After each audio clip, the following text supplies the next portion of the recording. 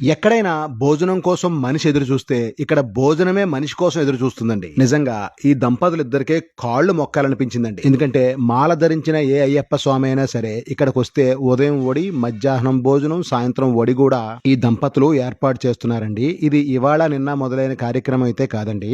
సుమారుగా 5 సంవత్సరాల నుంచి రోజుకి 2,000 మంది పైగా స్వాములకు ఈ ఉచిత భిక్షను ఏర్పాటు చేయడమే కాకుండా అక్కడే స్నానం చేసేలాగా, అక్కడే పూజ చేసుకునేలా సౌకర్యం కూడా కల్పిస్తున్నారు. అయ్యప్ప స్వాములు ఒక్కరే కాకుండా శివస్వాములు, వెంకటేశ్వర స్వాములు ఎవరు వచ్చినా సరే ఇక్కడ స్నానం, భిక్ష, పూజ కూడా చేసుకోవచ్చండి. స్వామిమాల వేయాలని మొక్కుబడి ఉన్న ఖర్చుకు భరించలేక చాలా మంది ఆగిపోతున్న వారందరికీ ఇదొక మంచి చక్కని అవకాశం నాకు అనిపించిందండి. వడ్డించే స్త్రీమూర్తులకు కూడా ఒక డ్రెస్ కోడ్ మెయింటైన్ చేస్తూ పవిత్రంగా శుచి శుభ్రతతో ఎవరి దగ్గర నుంచి ₹1 కూడా సహాయం తీసుకోకుండా హిందూ సాంప్రదాయ పరిరక్షణకు తోడ్పడుతున్న ఈయన పేరు నల్లమిల్లి వెంకన్నబాబు అండి. అడ్రస్ అయితే రాజమండ్రి శివారు గ్రామమైన కోలమూరు నుండి దివాన్ చెరువు వెళ్లే రోడ్లో ఉన్న రాయుడుపాకల గ్రామంలో అయితే ఏర్పాటు చేస్తున్నారండి.